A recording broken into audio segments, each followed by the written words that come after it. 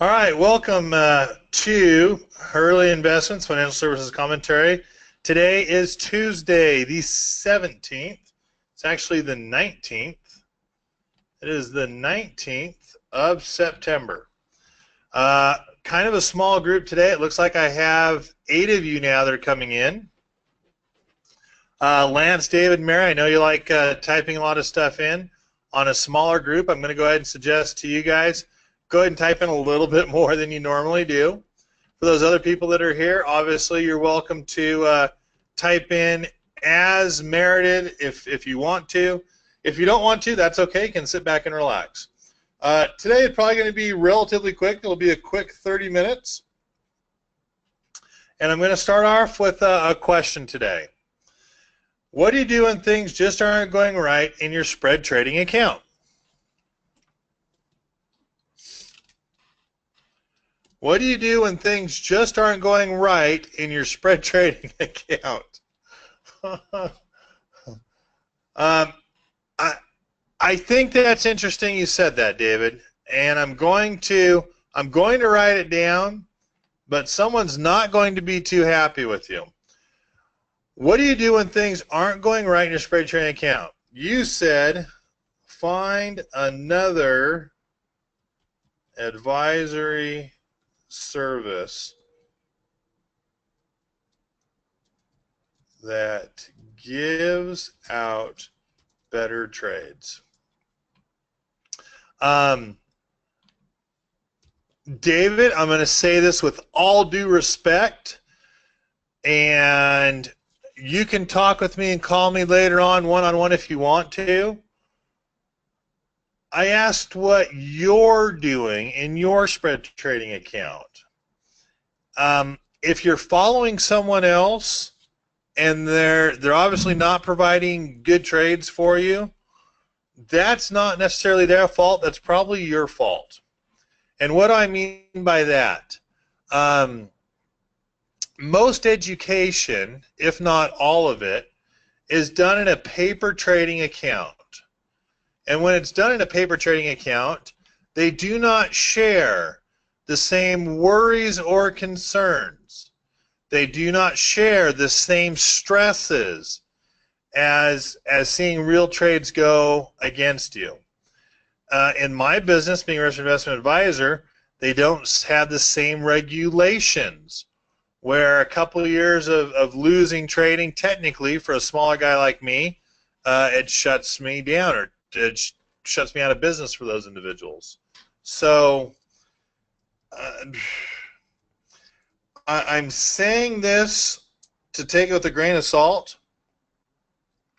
If you're not doing good in your spread trading account, with all due respect, that has nothing to do with the individual you're following. It has to do with your ability to follow their trades and understand the limitations that are on you.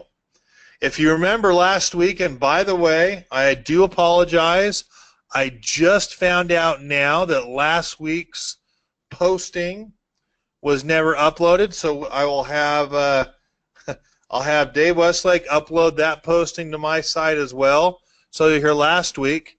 But if you guys remember, what was the number one best thing for being profitable in the market? Hands down, what is the number one best thing that will help you be profitable in the market that I mentioned to you last week?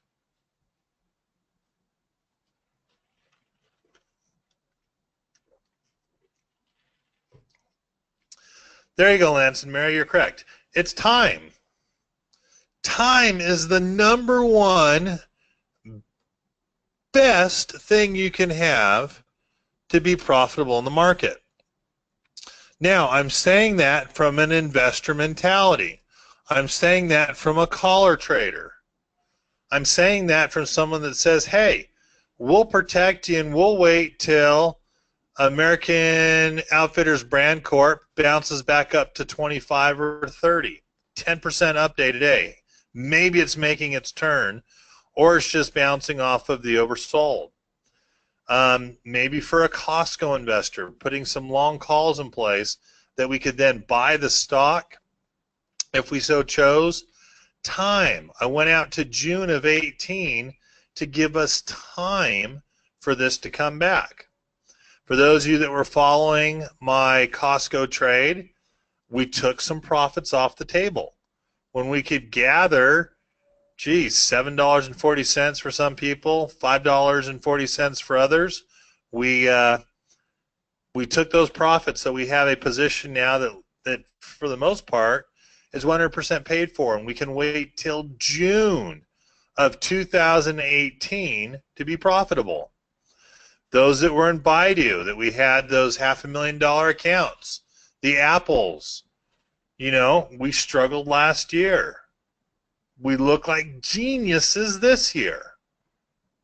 $500,000 account or more, we're sitting over that 22% return for year to date. Yes, that comes down to an Apple, a Baidu, 3 times in the last 18 months, picking up more shares, 30% more shares, being able to dollar cost average. So, David, coming back to you, not meaning to hurt your feelings, just giving you the down and dirty part of investing for yourself or in the market. With all due respect, if you're not doing good in your spread trading account, it has nothing to do with your advisory, because you ultimately make that final decision on placing a trade. So let's talk again. What are you doing when things aren't going right for you in your spread trading account?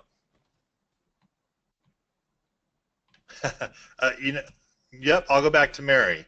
Mary says, relook, how about retake some of the education to better yourself in learning the trade. I'm also going to put in there paper trade more. Mary, I completely agree with you. If you're not doing good in your spread trading account, you may need to relook at the education, see what you missed. You may need to paper trade more. Test yourself more on paper to see what you're doing. I'm going to throw this in here. And Lance, I know you know this because we talked about this, and that's why we're saying this. Maybe spread trading doesn't fit your personality. A lot of people ask me, because I've taught spread trading for 10 years, right? Kevin, why don't you do more spread trading? And it 100% comes back to my personality. I hate losing. I absolutely hate losing. On a spread trade, if I don't make money, after all the years of athletics and learning how to brush it off and you know, get back on the horse, all those stupid analogies, I will take a losing trade and remember it for 8 weeks, 10 weeks, 12 weeks. I still know some losing trades I had when I first started actively spread trading in year 2000 that still piss me off today. Spread trading is tough. To do it in real life, you have to have an iron will and know that it is extremely hard. You can know to adjust, which can lead to overtrading. You can to over adjusting. You can know all the different spreads, and you can find out that sometimes you're putting the wrong spread on the wrong trend. Sometimes there's some spreads that that just aren't good for your personality or your risk tolerance type. So in all honesty, after you've retaken the education and maybe practice some more, it might be a good idea just to look at yourself and say, hey, maybe there is a part of me that has to realize that your personality, your tendencies, your trends are not a good fit for what you're trying to do. It's a reason why, in all honesty, day trading is a loser's game. You day trade, you're guaranteed to lose most of the time everything you have. It's just a mathematical probability. All right, so Lance, let me get to what you're talking about before, and you are correct. Lance knows this because I talked with him early in the week. Time to take a break and just collar protective put trade your account. A lot of people ask me, why do I collar trade? And the short answer is, if you can give me that first year to establish positions, hopefully have some stuff go down, if we can have that first year, then as things start to come back and resetting, some collar trades, picking up some more shares, normally I look extremely good that second year. It's all a matter of realizing it's what I do best. I do best gathering a ton of information and really doing the best I can to process that information and find those stocks that are beaten down in a wildly bullish market. There's a ton right now that there's a ton of fundamental traders or a ton of stocks that are fairly valued. So because of that,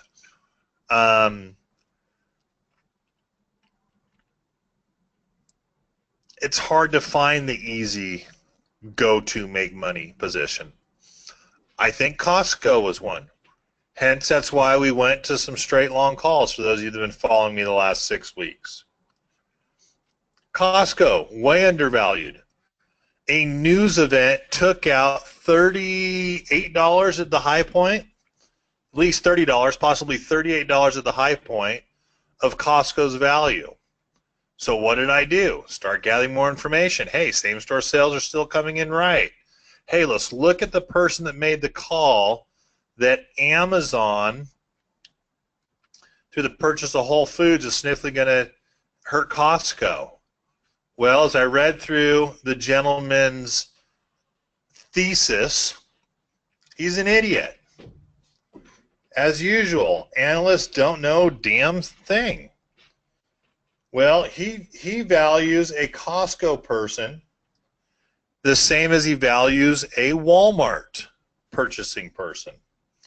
Walmart typically is cheap. They're looking for the lowest price, not necessarily good quality. They're at Walmart because it's cheap. Well, with all due respect, I pay $135 to go to Costco once a year to buy their card, and I don't leave that store without spending $300 to $500. $300 is the low end of a purchase on Costco for me. That's just for food for the kids to get to school. Corn dogs and taquitos and chicken nuggets, snacks for school. It's just, wow. So as I read, I thought, you know what? I'm going to put my money, I'm going to put some clients' money. We're going to go in on Costco. We're going to go do some long calls. I see an opportunity where a stock is undervalued. When you have an 8-year bull market, that's not true. When you have 2008, when you have an 8-year bull market, or really about a 6.5-year bull market or a run, it's hard to find undervalued stocks. When I was doing my worst in paper trading, which was in that rollover from 2007 when things started to get a little weird, I stopped. I have some phenomenal wins. 15-minute trades that made $53,000 on a $50,000 investment. 100% returns in 15 minutes in the stock market. Kind of risky, placing a strangle straddle 5 minutes before the market closes and then opening it and cashing it in on First Solar back in the day. But I took a break. I went to collar trading. I had to look myself in the mirror and say, hey, is this something that you really should be doing? A comment was made, so much depends on lots of the variable, age/time horizon, account size, amount of time to devote to trading. That personal mentoring guidance are key variables. Ladder is scarce or non-existent because of the SEC rules. Yeah, I mean, it's a great comment. There's another comment in here. Kevin, you're right. A lot of this depends on your own personal risk tolerance, your years of experience in trading, and, great point, Lance, and if you can truly afford to lose what you put into the stock market. It's my belief that none of us can. Whoever said, hey, you should only invest if you're willing to lose it all, is an idiot. That person is dumb. With that said, 98% of the people lose money year in and year out in the stock market. Can you imagine? Well, where the hell are the winners then? It's usually big money. And unfortunately, it's big money because their time horizon is how long? How long is big money's time horizon?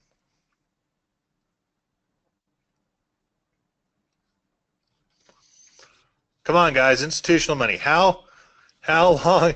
As long as it takes. It's infinite. They don't have a time horizon. They keep investing what they want to invest in to collect a commission in from you on a yearly basis. In fact, most recently, we took some fidelity statements, an 11.5% published return against a 9.5% return in 2016, gave them a 6.4% return for the year. Hidden fees, big thing. Hidden fees, hidden fees, hidden fees. And hard to deal with, hard to go with. It's if you had an unlimited time horizon, once again, it makes the example that time is your best friend and your best asset when you're in the stock market. Would anyone else like to make any comments on my question? What do you do when things aren't going right for your spread trading account? Again, this goes back to Lance asking me some rough questions or some tough questions on Monday. I guess it was yesterday. It said beginning of the week, but it's actually yesterday.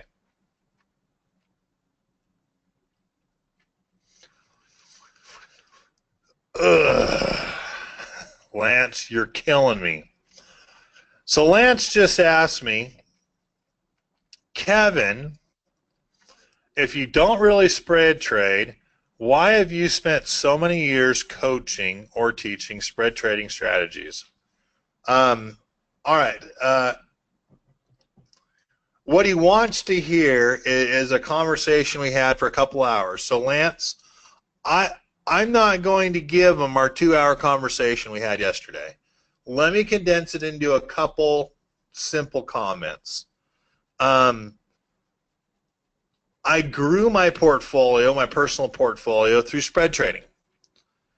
Unfortunately, I did it taking some ridiculous risks, and in 2006 and 2007, a monkey could make money. They didn't have the volatility, clearly planned out. You saw huge runs, which obviously caused some of the bubble bursting. But I was straight long calls. I mean, I don't know. I just took some ridiculous risks that now, as I'm older and the money means more to me, I wouldn't take those same kind of risks. I truly was trading with money that if I lost $43,000, $85,000, oh well. And so I took some ridiculous risks until it got to a size that I said, you know what? personally, I can't afford to lose this. And it became more important to me to protect it. Well, I did pretty good through 2008, but 2009 and 10, I was overprotecting on positions because of what happened to 2008, and forgetting when you're in 2009 or 2010, it's no longer 2008. But I did a really good job of making downward movement up. And that's when you saw some huge returns in later years, because it came to my attention that, hey, I can make great money collar trading. Was I still teaching and educating in that time? I was. I'll be honest with you. I thought at that time there are certain people that will still benefit from spread trading if they're taught how to do it correctly. And what that means is taking a lower possible return, giving yourself enough time again to adjust your trade. I think very highly of safe option strategies. There are a couple other educations that I think aren't bad either. But one of the reasons I think so highly of safe option strategies is because, if you've noticed, Jeffrey will roll trades out in time to give him more time to become profitable. Rarely do you see someone roll a credit trade out in time. But they teach you on a covered call, but, you know, out and up, net credit. Who cares if it's out to a year? Stocks usually will go up and down and vacillate so you can buy it back. I liked his version of time. I like the idea that in spread trading, he looks at it very different than most people, thinks outside the box, and really will find a way to make the trade profitable if he can. When he's not making profitable trades and kind of has taken a couple hits here recently, occasionally gets stung on just a down week when it least expects it, and even Jeffrey kind of sits back and goes back to those trades that he's more comfortable with, so that he can get the track record back on pace. So what I'm telling you is, yes, even though I even though I wasn't doing it at the time, I understand spread trading, and in all honesty, Lance, I was teaching it so people would hear realistic answers and returns to what you can do with spread trading, and try to give people as many heads up or warning flags on issues that make it difficult as that I possibly could. So there you go, Lance. I just condensed our 2-hour conversation into about 2 minutes. With that said, guys, what's happening this week and why? Bring me up to speed. What's happening this week and why?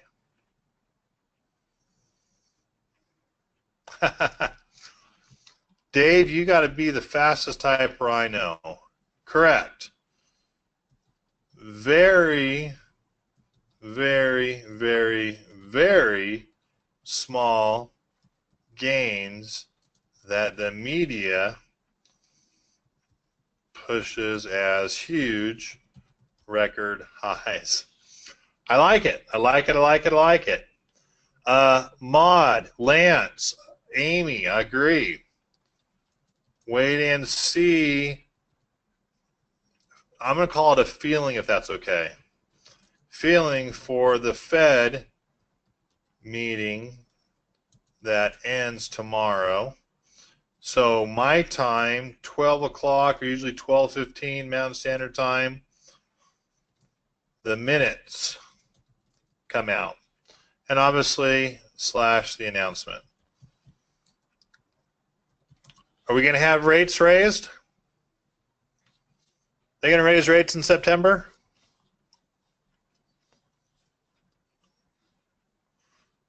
Nah.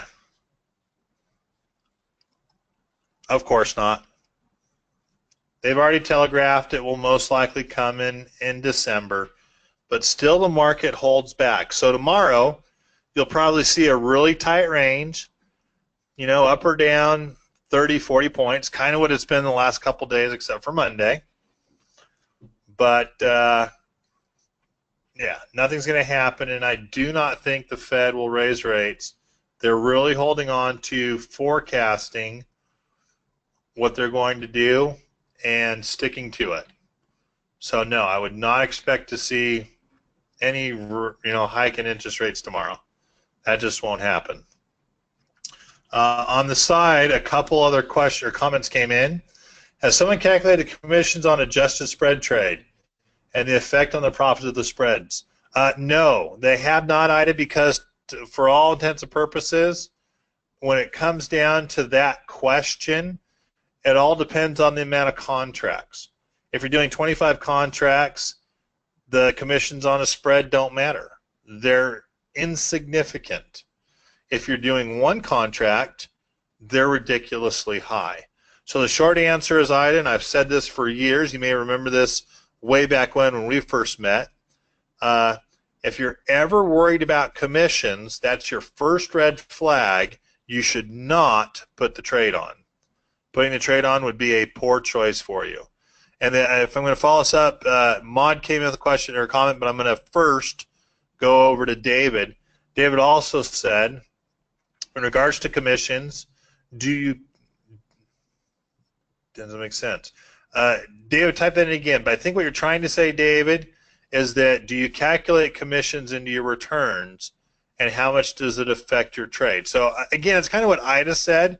You always have to calculate in your returns. You take it out. Commissions are not your net gain or your net profit, so you take it out. But when you talk about how it affects your trade, if you start to worry that commissions are affecting your trade, it's your first red flag that you should not put the trade on. All right, getting back, do you think the Fed will rock the boat? No. Grandma Yellen is not a boat rocker. If anything, she says too much. She should be more of a Greenspan and rock the boat, keep us on our toes, but no. I think if she rocked the boat, you could see a devastating effect on the stock market, which will not help her achieve her full employment and her 2% inflation.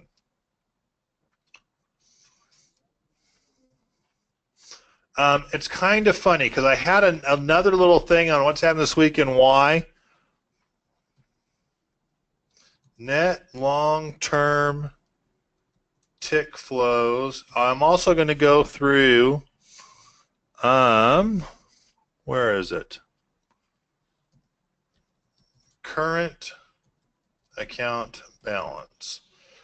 We had net long-term tick flows on Monday.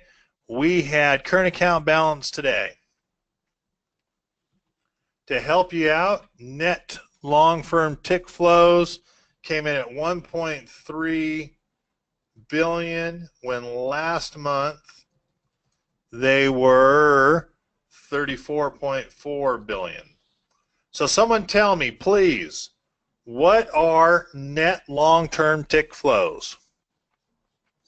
While you guys are figuring that out, the current account balance came in at a negative 123.1 billion versus an estimated negative 115.1 billion. No idea, no comment, question marks. So that's from 4 of you that said that. Net long-term tick flows, I think, were the reason because the NAB housing came in on Monday, and it was a 64 versus a 67. So the comment was, what is it? And I found out a lot of people didn't know. So I'm going to bring it down to net long-term tick flows. I'm pretty sure this is the one I'm looking at.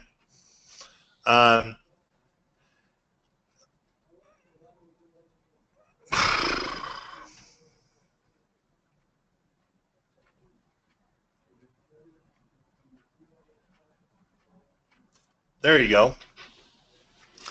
Net long-term tick flows. It's the Treasury international capital flowing in the United States of America. Well, Kevin, what does that mean?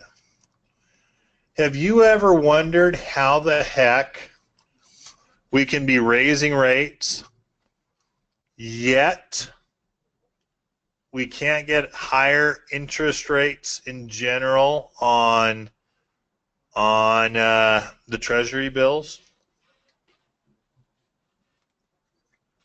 They're raising rates. In fact, they're raising rates remarkably high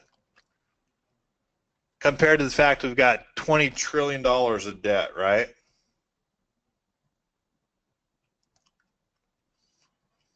So how are we raising rates? Net long-term tick flows are, well, have been into the billions, right? There's a little chart. But it all comes down to this. Our Treasury is buying our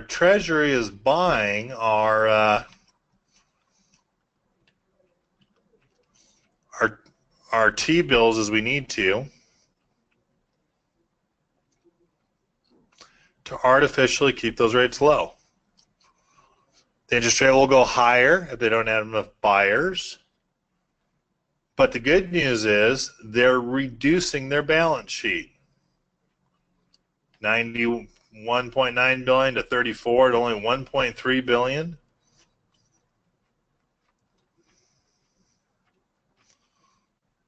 This just proves that at least the Treasury is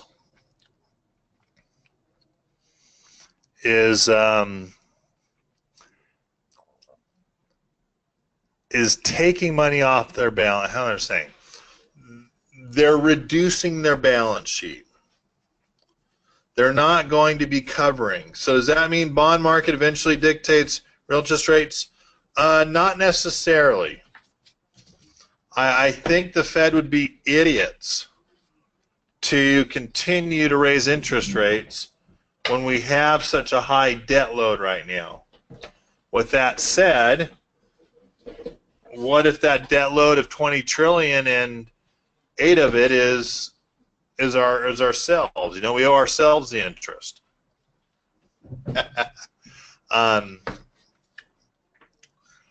I just found interesting, and I will have it here for you. I found it pretty interesting that you could take a peek and where you could see and understand a little bit on net long-term tick flows. Why it's important, because I found out not very many people understand it. Not very many people get it or understand what it means for the inflow of capital into our economy.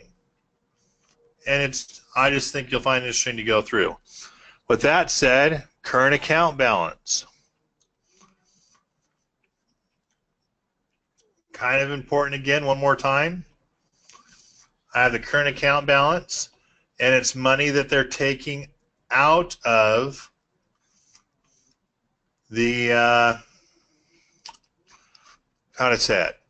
It's money based on imports or exports. If it's negative, we're not exporting as much as we should, and it means that we're not growing our GDP. So a positive trade balance is good, a negative trade balance, we're in a trade deficit. Big thing that you've heard from Trump. Anyone know what the current account balance, what it came in today?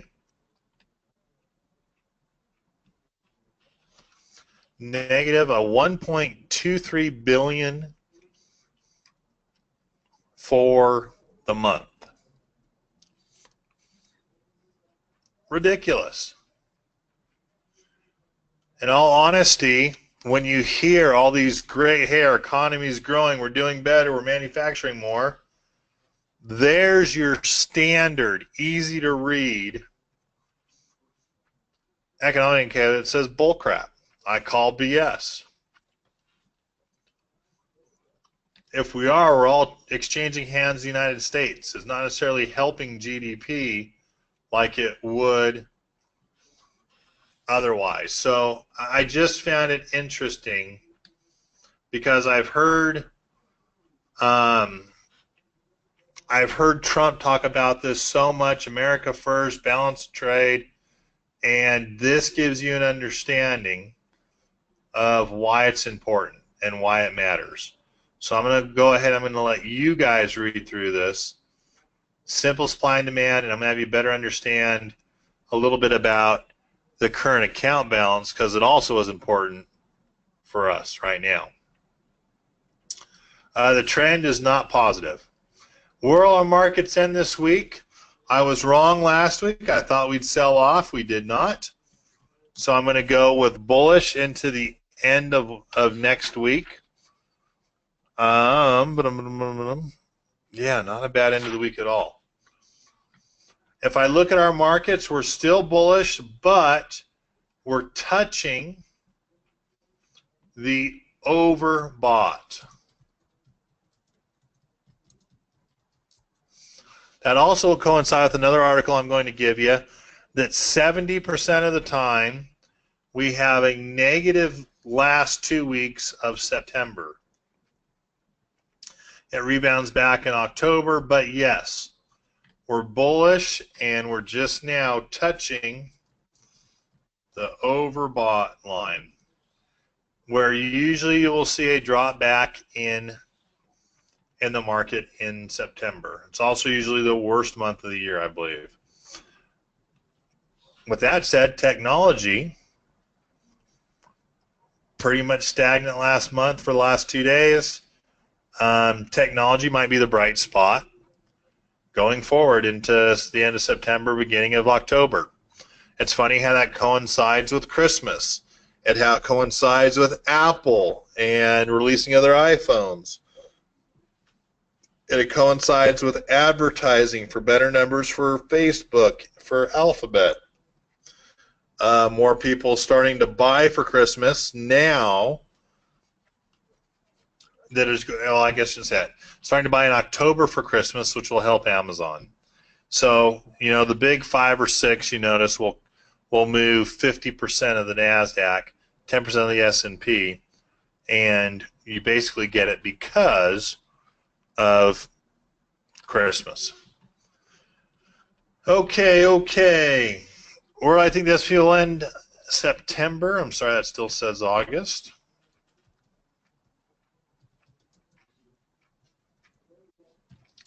I'm changing it from being down to being up 1%. But you know what? I'm going to change that right now. I'm just going to say it's flat. Earnings for the week, not much is really coming up for the week at all. We had Adobe today. Didn't go well for Adobe. Didn't go well for FedEx. AutoZone reported. Boston Scientific did not go well for them. I'd expect to see a negative, or our futures should be down. Futures are down not by much. Dow's down 7, S&P down 1.75, NASDAQ down 6.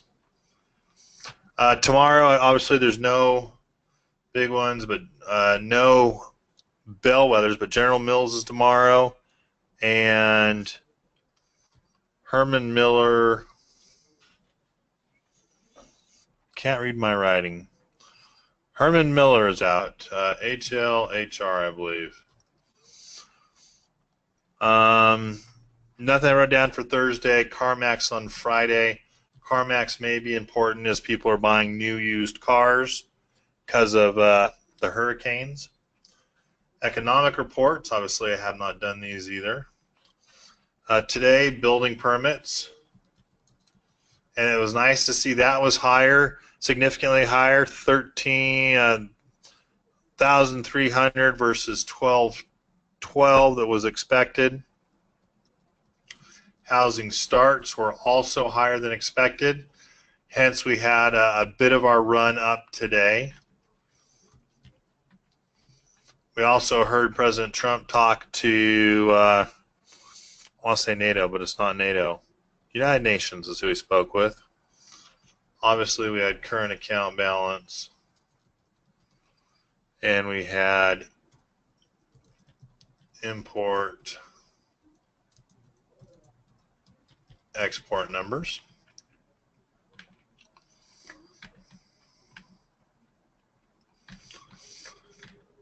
Tomorrow we will always have the NBA.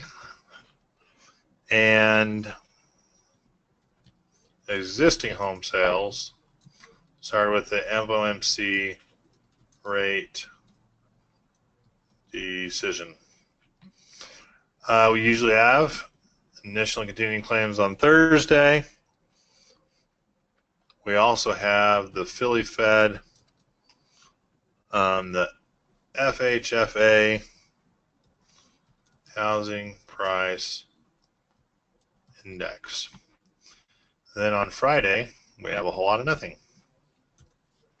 International, nothing internationally that I would pay any attention to this week, even though you do have France GDP, some German stuff. But on Sunday, you have the Germany parliamentary is what they call it, elections. So I do some re-elections in Parliament. I just noticed that the voting has made people look at the markets and been a little jittery. So pay attention to that on Sunday. It will obviously affect futures on Monday. And last but not least, how am I looking to trade?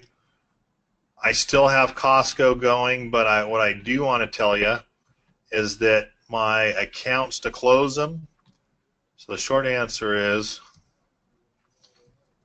my orders were filled at a 1740 price target as Costco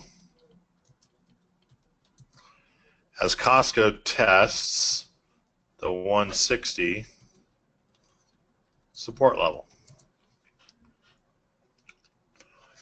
Guys, what questions do you have? I actually took a little bit longer than I thought today. What questions do you guys have that I can answer for you?